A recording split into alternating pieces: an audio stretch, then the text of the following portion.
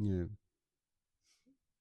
광야에 광야라는 이제 귀절이 나오는데, 이게 이 광야라는 것이 이제 거친 들로 표현되죠. 여기서 호세아 그러므로 보라 내가 그를 타일러 거친 들로 데리고 가서, 여기 말씀의 배경은 여러분이 잘 아시다시피 구약의 호세아 시절에, 그러니까 북이스라엘이 멸망하기 전입니다. 바로 그때 북이스라엘이 멸망할 때 아수르한테 멸망을 당했는데, 멸망하기 전에 이스라엘 백성이 멸망한 원인이 이제 하나님을 잘 섬기지 않아서 그렇게 됐는데, 그것보다도 이제 항상 이제 그 얘기하는 것이 이제 개인적으로 이스라엘 백성들에게 한 그 얘기가 우리들의 얘기가 돼요.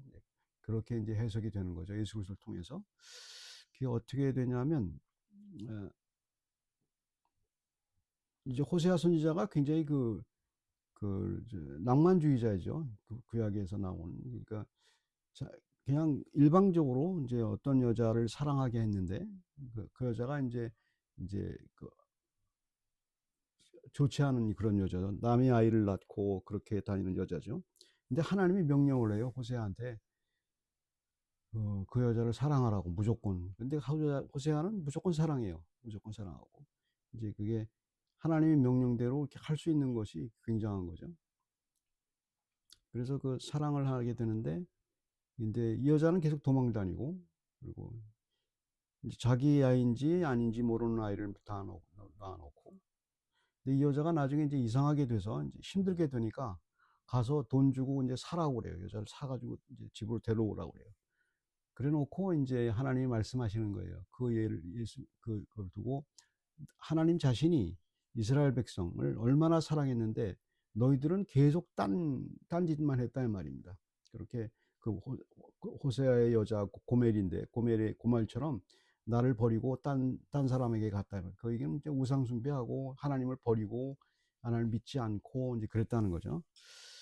그럼에도 불구하고 계속 쫓아다닌다는 거예요. 하나님 사랑은. 그게 이제 오늘날에 어떤 얘기를 하는 거냐면, 하나님은 우리를 사랑하세요. 계속 쫓아다니는데, 하나님이 사랑하는 것에 대해서 이제 알게 되기를 바라는 거죠. 알게 되는 건데, 그렇게 하나님이 사랑하면서 알기만 하면 엄청난 이제 그 놀라운 이제 희망이 생긴다. 이제 그런 얘기를 하는 거죠. 우리들이 이제 소망이라는 것을 보게 되면 이제 그렇게 얘기를 해요. 호세아 2장 14절을 보게 되면, 14절을 거친 들로 데리고 와서, 그래서 거친 들로 표현한 14절의 내용은 광야라는 표현이에요. 광야. 모든 성경에 나오는 광야는 이제 미드바라는 말인데, 계속 똑같은 말로 이제 표현되죠. 그 광야에서 나타나는 현상 가운데서 그런 사람들의 공통적인 게 있어요. 아브라함도 있고 하갈도, 이제 쫓겨난 그 하갈 있죠. 이스마엘의 낳은 사람, 그 다음에 야곱도 그렇고 모세도 그렇고 다윗도 그렇고 엘리야도 그렇고 세례 요한도 그렇고 바울도 그렇고 광야에서 다 이제 하나님을 만나게 되고 하나님의 음성을 들어요. 그러니까 광야라는 조건이 중요해요. 광야라는 조건은 어떤 조건이냐면, 간단히 말해서 하나님의 말씀을 들을 수 있는 곳이에요. 하나님의 말씀을 들을 수 있는 곳. 뭐 경우에 따라서는 뭐 사람이 인위적으로 하나님의 말씀을 듣게 하기 위해서 뭐 기도도 하고 이제 조용한 곳에서 하나님 말씀을 듣는 것도 있지만, 하나님이 이제 어떤 기본적인 거예요. 그러니까 현재에 있어서는 꼭 광야라는 표현은 어쨌든 하나님의 말씀을 들을 수 있는 곳, 그런 순간, 이제 그런 순간이죠. 되게 그런 순간은 이제 굉장히 어떤 순간이냐면 희망이 사라졌을 때잖아요. 희망이 사라졌을 때요. 모든 삶의 희망이 사라졌을 때 정말 아무도 이제 자기를 도와줄 수 있는 조건이 아무도 없고 사람도 없고, 그렇게 느끼는 거예요. 그렇게 느끼는 거예요. 실제로 뭐 도와준 사람이 있겠죠. 근데 그렇게 느끼고, 이 상황에서 도와줄 수 있는 거는 하나님밖에 없다고 이제 생각하는 그 순간, 그게 바로 광야의 순간이에요. 광야에 있는 거예요. 그게 그런 순간이 이제 그렇게 이제 해석하게 되면 되죠. 그래서 광야라는 그 표현은 이제 어떻게 표현되냐면, 원래의 의미는 기다린다는 뜻이에요. 기다린다는 뜻. 광야는 기다리는 것이에요. 그러니까 하나님의 말씀을 이제 기다리는 거죠. 근데 그 재밌는 것 중에 하나가 이제 심리학에서도, 오늘 현대 심리학에서도 이제 희망, 호프에 대해서 얘기를 해요. 희망이라는 것은 희망이라는 것은 제일 중요한 게 크리에이트 하는 거예요. 그러니까 자기가 만들어내야 돼요. 가만히 있으면 안 되는 거예요. 가만히 있으면. 그러니까 내가 이제 크리에이트 하는 거예요. 그러니까 자기가 만들어야 돼요. 만들어야 돼요. 그러니까 이제 절망적인 상황에서 희망이 없잖아요. 근데 자기가 만들어내야 돼요. 자기가 희망. 이상해요. 이상하죠. 만들어내야 되죠. 그게 이제 심리학에서 말하는 거죠. 심리학에서 말하는 건데, 성경에서는 비슷한 개념을 쓰는데 어떤 거냐면 하나님이 주신다는 거예요. 하나님이 희망을. 그렇게 이제 그 희망을 주시는데, 하나님은 그 모든 거 우리를 만드신 분 아니에요. 만드신 분이고, 그다음에 예수 그리스도에 대한 우리가 구원받는 것도 예수 그리스도의 십자가를 통해서 구원받는다고 하나님이 만드신 거 아니에요. 크리에이티브한 거기에. 그러니까 그거는 하나님 만드신 거, 전혀 우리가 상관이 없었던 일인데 만든 거예요. 그러니까 절망 가운데서 소망을 발견한다는 것은 만드는 거라고 그랬잖아요. 내가 만들어야 돼요. 근데 하나님이 소망을 만들어 주셨어요. 절망 가운데서 예수 그리스도라는 분을 만들어 주셨단 말이에요. 그걸 받아들이냐 안 받아들이냐에 딸린 거예요. 사람들에게. 그게 뭐 나와 아무 상관, 절망적인 상황에서 나와 무슨 상관이 있느냐, 이렇게 생각하면 끝이. 그렇게 되면 이제 창조가 안 되는 거예요. 창조는 새로운 것이에요. 뜻밖의 소식이고 말도 안 되는 얘기를 하는 거예요. 그게 창조예요. 하나님이 그 예수 그리스도를 우리에게 주신 게 바로 그거예요. 고통당하고 힘든 사람에게, 소망이 없는 사람에게 예수 그리스도라는 걸 던져주셨어요. 우리에게 그분을 통해서 구원받는다는 사실을 던져줬단 말이에요. 받을지 안 받을지 그 사람이 선택하는 거예요. 그게 이제 그 소망에서 이제 그 희망이라는 그 단어를 설명할 수 있는 거예요. 그래서 이거 저 15절에 거기서 비로소 그에게 포도원을, 그 포도원은 풍부함을 준다는 거예요. 소망에서 이제 희망에, 절망에서 소망으로 일어난 상황에서 포도원을 준다는 건 물질적인 것만 얘기하는 게 아니고 절망에서 벗어난 상태를 말하는 거다. 풍부해져요. 절망에서 벗어난 상황은 소망인 경우에는 아직까지 오지 않았잖아요. 나에게 내가 어떤 것을 기대하고 소망한다면 아직 오지 않았잖아요. 오지 않았는데 그에게 그의 포도원을 준다는 것은 소망의 결과예요. 그때 엄청난 그 어떤 풍부함을 주겠다는 거예요. 그래서 그 주고 아골골짜기로 소망의 문을 삼는다 이렇게 표현. 아골골짜기는 아시다시피 아간이라는 사람이 여호수아에 보게 되면 이제 아간이 죄가 있어. 어쨌든 그 읽어보시면 여호수아 7장에 그 아간이 이제 죄를 범했기 때문에 저기 이스라엘 백성이 여리고성을 점령하고 아이성이라는 것을 점령해야 되는데 점령을 못했잖아요. 왜? 아간이 죄 때문에. 그러니까 계속 거기서 브레이크가 걸려서 그 가나안 땅을 잡는 그 소망이 무너졌단 말입니다. 못하겠네. 그래서 근데 하나님은 그 아간의 죄를 벌함으로 말미암아서 그 소망을 다시 일으켜 주시고 가나안 땅을 정복할 수 있도록 해주셨잖아요. 그걸 얘기하는 거예요. 그러니까 우리가 소망이 없는 상황은 어떤 걸로 표현하면 되냐면 우리의 리미트, 제한된 그 능력이에요. 제한된 능력 자체가 악이에요. 그러니까 그 하나님과 같지 않기 때문에 우리는 항상 폴트가 있어요. 폴트가 있고 항상 실수하게 되어 있고 삶에서 이제 항상 실수를 해요. 그다음에 죄뿐만 아니고 죄와 실수가 같이 있어요. 계속 실수하게 되고 이제 그것 때문에 이제 그 소망이 사라져요. 소망이 자꾸 사라져. 계속 삶에서 이제 지나가다 보면 왜 소망이 사라지냐 하면 과거의 자기 폴트와 죄가 자기에게 와 닿는 거예요. 그래서 계속 소망이 자꾸 사라져. 이렇게 해도 또 그렇게 될 거라는 예측을 자기가 자꾸 하는 거 아니에요.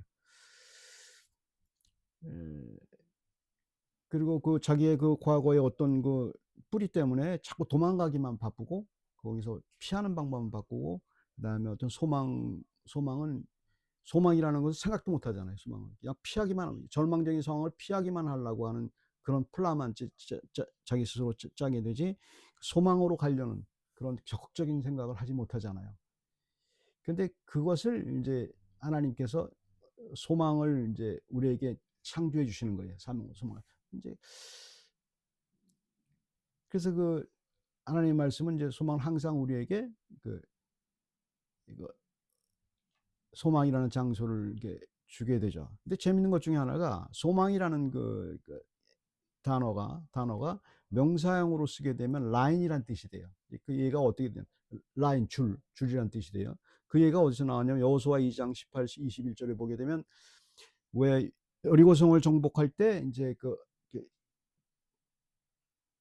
라합이라는 여자가 나오잖아요. 예수님의 큰 조상과 라합이라는 여자가 나오잖아요. 그 라합이 그다음에 스파이들을 정보 스파이들을 내보내주고 그다음에 자기 창문에다가 주홍끈을 달아놓고 그것을 보고 이제 다 이렇게 다른 사람들은 다 멸망당했는데 그 라합과 그 가족들은 구원을 받잖아요. 그 줄이 뭐예요? 표식이잖아요. 표식.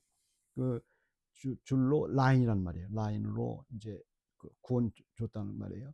그게 바로 그 희망이라는 뜻이에요. 그러니까 그게 신약에 와서 우리가 믿는 건 뭐예요?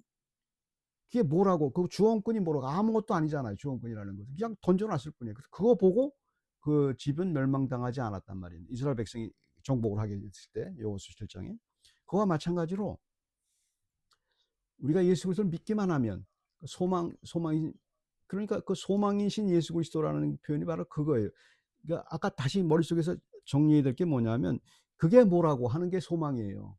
하나님이 제시하신 아이디어예요. 하나님이 우리에게 세상 사람들이 제시하는 소망은 많잖아. 이것도 해봐, 저것도 해봐, 이렇게 많잖아요. 하나님이 우리에게 제시하세요. 예수 그리스도를 제시했단 말입니다. 그 뜻밖의 소식이잖아요. 받아들이는 것은 우리들의 몫이에요. 절망 가운데서 그것을 잡으면 하나님이 그 소망으로 이끄신다는 약속이에요. 약속. 그 소망으로 어떻게 이끄느냐? 세상인 소망이 아니고 한나라의 소망을 자꾸 준다는 말입니다. 그러니까 소망이라는 것은 잡았다. 그러니까 이제 이렇게 생각해 보면 돼요. 소망이라는 것은 제가 어떤 것을 이루기 위해서 이제 그 소망을 품잖아요. 마음속에 소망을 품으면 그 길을 쭉 가다 보면 그게 잘 안 이루어지잖아요. 그러면 절망합니까? 그게 아니고 진짜 소망은 뭐예요? 다른 소망을 품는 거예요. 또 다른 소망을 품는 거예요. 소망은 항상 창조적인 거예요. 다른 걸 품어야만 되는 거예요. 내가 만약에 혹시 이제 내가 그리는 어떤 그 소망적인 것을 갖다가 이뤘다고 쳐봐요. 그럼 또 다른 게 생겨요. 또 만들어야 돼요, 소망을. 세상도 그걸 마음으로 만들라는 거예요, 소망을.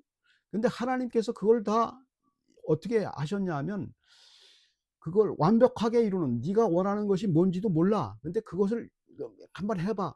그래서 그 소망이 흔들리지 않도록 하나 준 거예요. 그리스도라는 소망을 딱 준 거란 말입니다.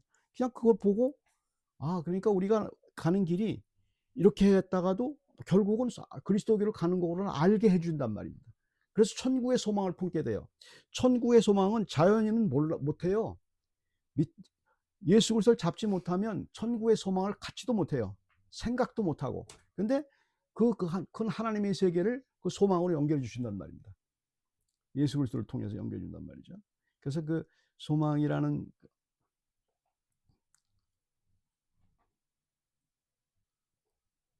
우리는 그래서 광야에서 소망을 품게 돼요. 광야라는 것은 아까 다시 말씀드려서 무슨 얘기입니까? 하나님 말씀을 들을 수밖에 없는 환경, 그게 바로 광야예요. 거기에 이제 보석이 있고 거기에 예수 그리스도가 있고 하나님을 창조하신 소망으로 이끄시는 힘이 있죠. 그래서 이제 그리스도에게로 우리가 나오는 겁니다. 같이 기도하겠습니다. 사랑의 하나님, 주께서 저희들을 불러주신 은혜가 너무도 값깊고 감사합니다. 세상의 소망은 사라지고 말고, 그 다음에 저희가 얻었다 하는 것은 또 사라지고 말고, 그렇게 사라지고 또 다른 소망을 품어야 되는데 저희가 지칠 때가 있습니다. 또 다른 소망을 품기도 전에 저희는 꼭 절망 속에서 그냥 피할 길만 찾고 있는 그런 처지일지도 모릅니다. 하나님, 저희들 불쌍히 여기셔서 그리스도의 참 소망을 저희들이 붙들고 있사오니 그것을 통하여 하늘의 소망을 품을 수 있는, 그리고 모든 삶에서 진정한 소망이 무엇인지 저희들이 가르쳐 줄 수 있도록 주께서 인도해 주실 것을 믿습니다. 감사드리고 예수 그리스도의 이름으로 기도드립니다.